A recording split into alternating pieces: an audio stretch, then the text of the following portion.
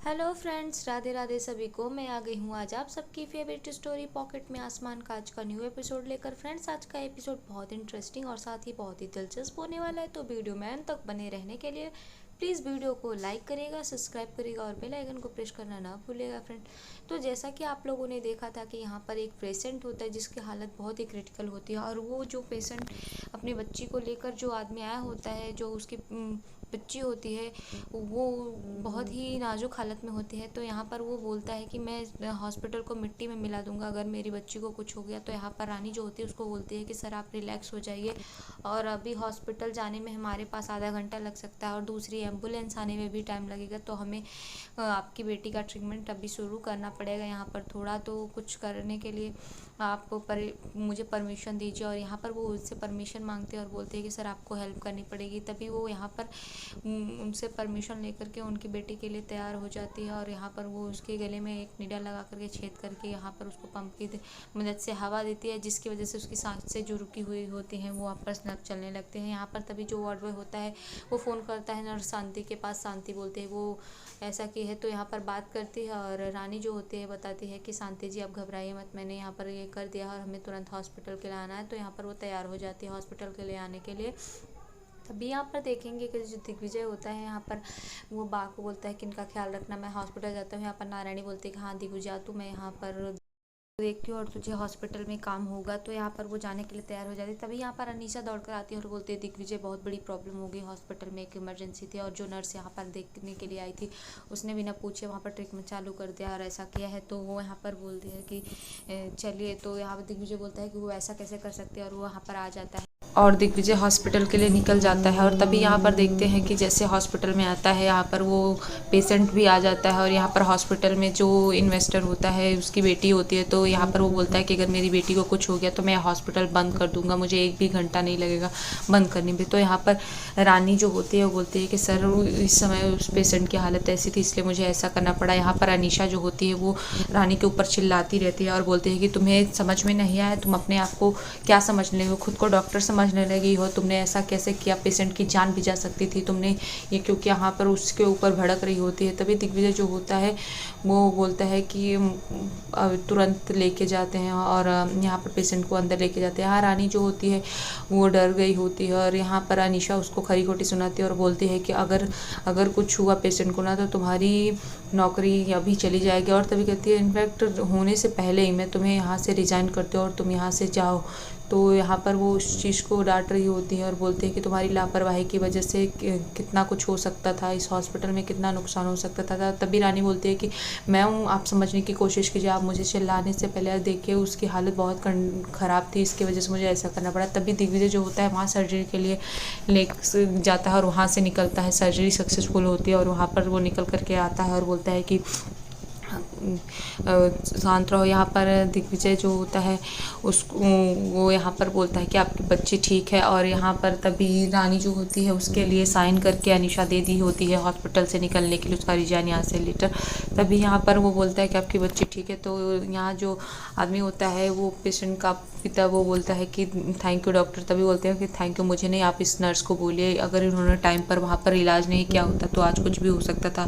तभी यहाँ पर जो लड़की का बाप होता है वो बोलता है कि थैंक यू नर्स, मैंने आपको गुस्से में ना जाने क्या क्या कुछ कह दिया। तो यहाँ पर तभी अनीशा जो होती है वो बोलती है कि दिग्विजय तुम इसकी गलतियों को कैसे बढ़ावा दे सकते हो, तुम ऐसा कैसे कर सकते हो। तभी उसने बोला कि यहाँ पर कुछ भी हो सकता था, तुम्हें समझ में आता है ना। तो दिग्विजय जो होता है वो बोलता है कि अनीशा तुम समझने की कोशिश करो, अगर इस नर्स ने ऐसा कुछ नहीं किया होता तो नहीं होता, और इन्होंने अपना काम बहुत ही बखूबी से निभाया है। जैसे पेशेंट की हालत ठीक हुई और तभी वो वहाँ से वो लेटर लेता है और बोलता है आपको कहीं जाने की ज़रूरत नहीं है, और यहाँ पे वो फाड़ देता है और बोलता है कि आपकी नौकरी सेफ में है सिस्टर, आप जाएगी। तो यहाँ से जो नौकरी के लिए बोलता है तभी रानी जो होती है बोलती है ठीक ही है, और वो वहाँ से चली जाती है। तभी बाकी सब जो यहाँ हॉस्पिटल के वर्कर्स होते हैं सब चले जाते हैं, और यहाँ पर अनीशा बोलती है कि दिग्विजय मुझे तुमसे बात करनी है, कुछ ज़रूरी है।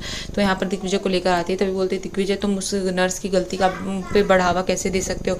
तभी यहाँ पर जो दिग्विजय होता है वो बोलता है कि अनीशा तुमने समझने की कोशिश नहीं की। वो नर्स बहुत ही अच्छी है और उसने अपना काम बखूबी से निभाया है, और तुम बिना सोचे समझे कैसे कर सकती हो, तुम ऐसे फैसला कैसे ले सकती हो, गलती तुम्हारी है। तो यहाँ पर अनीशा बोलती है कि ना तुम्हारी नज़रों में मेरी क्या इज्जत है। दिग्विजय तो बोलता है मतलब समझ नहीं पा रहा हूँ मैं, और तुम बिना सोचे समझे दोबारा से ऐसे डिसीजन लिया मत करो, और ये बोल करके वो वहाँ पर चला जाता है। तभी यहाँ दूसरी तरफ देखेंगे कि रानी जो होती है वो ध्वनि को तैयार कर रही होती है, और ध्वनि को आज उसके आई ट्रीटमेंट के लिए लेकर जाने वाली होती है हॉस्पिटल। तो यहाँ पर वो ध्वनि को बोलती है कि ध्वनि आज हम एक मैजिक जगह पर जा रहे हैं जहाँ पर तुम्हारी प्रॉब्लम ठीक हो जाएगी। तो बोलती है सच में माता रानी? तो बोलते हैं हाँ। और तभी वो बोलती है कि तुम्हारी आंखें वहाँ पर ठीक हो जाएंगी और तुम चाहे जितना स्वीट्स खा सको। यहाँ दूसरी तरफ अनीशा उस बात को लेकर के उसका मूड अपसेट होता है, और यहाँ पर पिंकी जो होती है उसको लहंगे का थीम दिखा रही होती है कि ये लहंगा सिलेक्ट करेंगे तुम्हारी शादी के लिए सब कुछ। तभी देखते हैं कि अनीशा का मुँह उतरा हुआ होता है। तभी वो बोलती है कि क्या हुआ, तुम ऐसे जब से आई हो तुम्हारा मुँह उतरा हुआ है, क्यों मुँह फुला कर बैठी हो। तभी अनीशा बताती है कि आज हॉस्पिटल में जो नर्स आई थी, आपने देखा था बाकी केयर के लिए, वही नर्स आज उसने ऐसा किया और उसकी गलती को बढ़ावा दे रहा है दिग्विजय। तभी यहाँ पर पिंकी जो होती है वो बोलती है कि तुम उस नर्स के बात को लेकर के बैठ गई हो। तुम्हें पता है कि 5 साल पहले दिग्विजय की रानी उसकी लाइफ से गई, और अभी यहाँ पर देखो दिग्विजय और तुम्हारे बीच में सब ठीक होने वाला है। तो तुम ये सब चीज़ें लेकर सोच रही हो, ये सब चीज़ें छोड़ो और शादी के बाद जो मन करे वो करना, और चाहे जितना लड़ना और जो भी मन करे वो सवाल करना। तो यहाँ पर वो समझाती है। यहाँ दूसरी तरफ आई जो होती है वो रानी के साथ जाने के लिए तैयार होती है, लेकिन रानी जो होती है वो मना कर देती है। और यहाँ पर अनीशा जो होती है वो पिंकी से बात ही कर रही होती है और थीम सिलेक्ट करती है। तभी वहाँ पर फ़ोन आ जाता है जो आई केयर होता है, वहाँ सब कॉल करते हैं। तो अनीशा बोलती है कि हाँ मैं ज़रूर आऊँगी, और अनीशा वहाँ पर जाती है। यहाँ दूसरी तरफ ध्वनि को लेकर के रानी भी पहुँच गई होती है, और रानी जो होती है डॉक्टर से बात करती है और बोलती है कि डॉक्टर मेरी बेटी की आँखें तो ठीक हो जाएंगी और सब कुछ सही हो जाएगा ना। तो वहाँ पर बोलते हैं हाँ सब कुछ ठीक होगी, उसके लिए मैं चेक करना पड़ेगा। तभी वो ध्वनि को बोलती है कि ठीक है, और यहाँ ध्वनि खेल रही होती है। तभी यहाँ पर अनीशा जो होती है वहाँ पर जाती है, और उसको यहाँ पर जो वहाँ की असिस्टेंट होती है वो थैंक यू बोलती है। तभी यहाँ पर अनीशा बोलती है कि कोई बात नहीं, वो तो मैं आती ही। तभी वहाँ पर उसकी नज़र ध्वनि पर पड़ती है, और ध्वनि को देख करके वो खुश हो जाती है, क्योंकि अब फाइनली वो दिग्विजय को बताना चाहती है कि मतलब मैं मिल रही हूँ, तो दिग्विजय उससे पा करके बहुत खुश हो जाएगा। तो वो इस बात को लेकर के खुश होती है और पूछती है कि ये दिग्विजय को मैं बताऊंगी तो दिग्विजय बहुत खुश होगा। तभी वहाँ से पूछते हैं कि जो लड़की आई है इसकी माँ भी आई है। तो वो बोलते हैं हाँ इसकी माँ आई है, इसके पिता तो नहीं आए हैं। तो यहाँ पर वो बोलती है कि ठीक है मैं इसकी माँ से मिल लूँगी, और वो इस चीज़ के लिए खुश होती है कि मैं दिग्विजय को इसके बारे में बताऊँगी। तो दिग्विजय बहुत ही खुश हो जाएगा, क्योंकि दिग्विजय को इसकी तलाश थी। तो यहाँ पर वो जैसे ही आती है बाकी बच्चों के साथ, यहाँ पर ध्वनि भी जाती है। तभी वो जैसे ही कमरे में आती है और देखती है कि यहाँ पर रानी, और रानी को देख करके यहाँ पर वो शॉक्ड हो जाती है, और अनीशा जो होती है वो रोने लगती है और उसको समझ में नहीं आता। तभी वो सोचने लगती है कि दिग्विजय 5 साल पहले मैंने जो किया था उस सब पे पानी फिर जाएगा, और दिग्विजय तो पहले इससे अपना कनेक्शन फील करता है और उसके लिए कितना कुछ फील करता है। और अगर जिस दिन उसे पता चल गया कि ये उसकी बच्ची है वो क्या ही करेगा, और एक भी मिनट नहीं लगाएगा रानी के पास वापस जाने में, सोचने में। तभी वो रोती हुई वहाँ से निकलती है और बोलती है कि मेरी तबीयत ठीक नहीं है, और वहाँ पर वो बहाना बना करके वहाँ से निकलती है और बोलती है कि मैं किसी भी हालत में ये कभी एक नहीं होने दूंगी, दिग्विजय को रानी से दूर करके ही रहूँगी। मैंने जो किया है 5 साल पहले वो मैं फिर से नहीं चाहती कि दिग्विजय और रानी एक हो। मैंने बहुत कोशिश की है, और यहाँ पर वो खुश हो जाती है इस चीज़ को लेकर के कि किसी भी तरीके से रानी के बारे में पता नहीं चले। यहाँ पर दिग्विजय जो होता है अपना काम करता है, जैसा कि एक नर्स है वहाँ पर सारी मेडिसिन और बाकी चीज़ें चुरा कर सप्लाई करती है। तो यहाँ पर वो आती है दिग्विजय से साइन मांगती है, तो दिग्विजय जो होता है वो पूछता है, तो बहाना बनाती है कि सर ब्रिज जो गिरा था उसके बीच में ये सारी दवाइयाँ सप्लाई की गई थी। और यहाँ पर तभी वो बोलता है कि ठीक है, और बाकी हॉस्पिटल से भी जो कुछ भी है इन्फॉर्मेशन मुझे चाहिए। तो यहाँ पर वो साइन ले लेती है। यहाँ दूसरी तरफ देखेंगे कि रानी जो होती है ध्वनि को लेकर के निकल रही होती है, और तभी वो ऑटो का वेट करती है। तभी ध्वनि को बोलते हैं कि हम तुम्हारी जल्दी आंखें ठीक हो जाएंगी। तो ध्वनि बोलती है तो आई मैं अपने बर्थडे पे बहुत सारा केक खाऊंगी ना। तो बोलते हैं हाँ बहुत सारा केक खाना, और तब तुम्हारे दांत नीचे गिर जाएंगे और तुम बढ़िया लगोगी।